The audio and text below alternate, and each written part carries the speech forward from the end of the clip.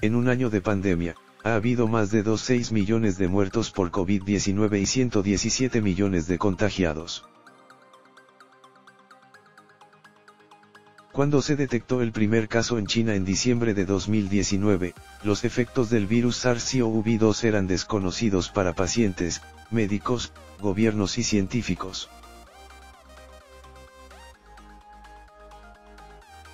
Pero en los últimos 12 meses la ciencia ha recopilado una enorme evidencia sobre el nuevo coronavirus, la forma en la que se transmite y reproduce en el organismo y la manera más efectiva de evitarlo y tratarlo. Por ejemplo, ahora se sabe que el uso de mascarilla es esencial para prevenir la transmisión, que no hay hasta ahora tratamientos para la enfermedad, y que el COVID-19 no solo afecta y mata a las personas mayores.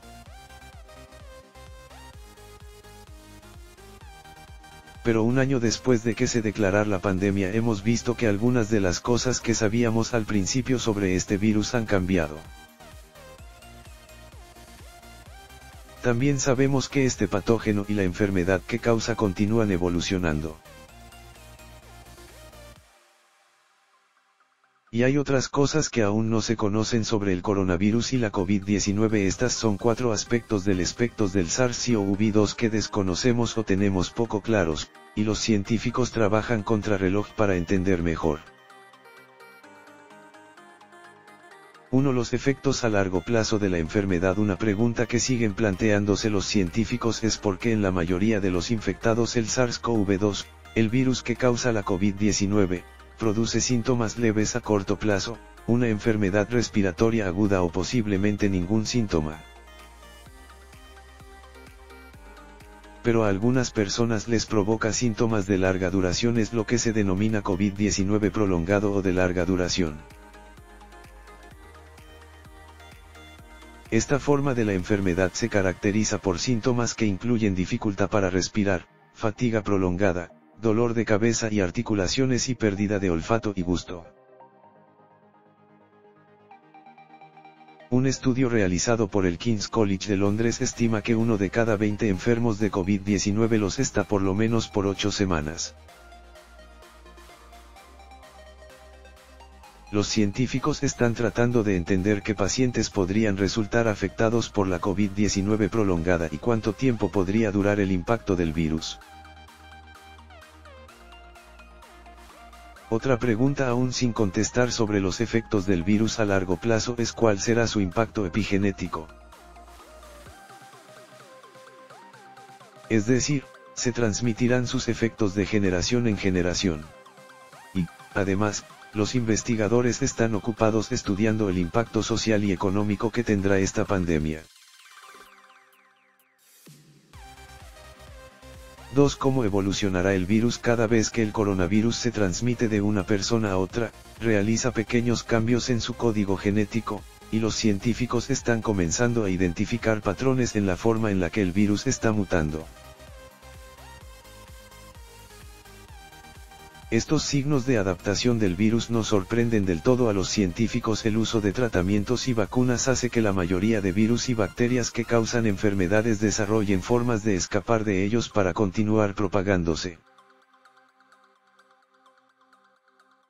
Aquellos que desarrollan resistencia a un tratamiento o pueden esconderse del sistema inmunológico sobrevivirán más tiempo para replicarse y así difundir su material genético.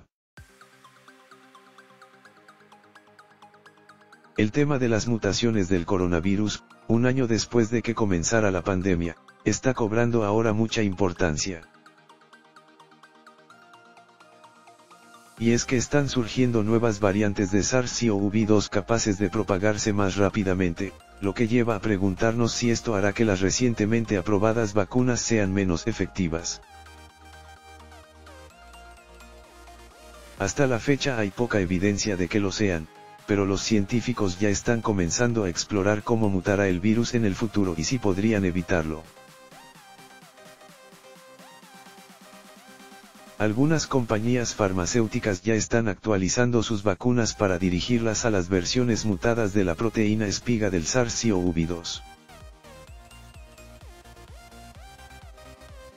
Pero con los patrones de mutaciones que los científicos están viendo aparecer en el coronavirus en todo el mundo, se podrá obtener alguna pista sobre cómo seguirá evolucionando el virus.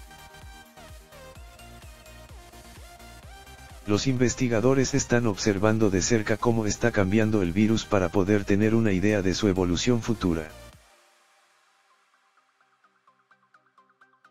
Y también esperan que la identificación de estos cambios pueda ser útil para el desarrollo de futuras vacunas. 3. ¿Cómo podría ser la próxima pandemia? La pandemia de COVID-19 tomó por sorpresa a gran parte del mundo.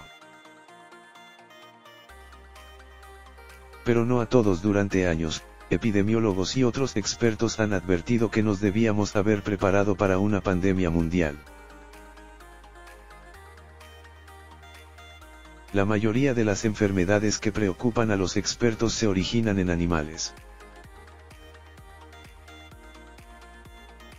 De hecho, el 75% de las enfermedades emergentes son zoonóticas. La COVID-19, que se cree que se originó en pangolins vendidos en mercados húmedos en China, no parece diferente.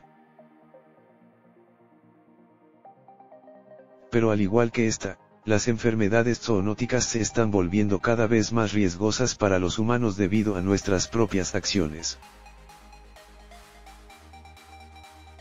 Nuestro efecto sobre el clima, la invasión de los hábitats de la vida silvestre y los viajes globales han ayudado a difundir enfermedades transmitidas por animales.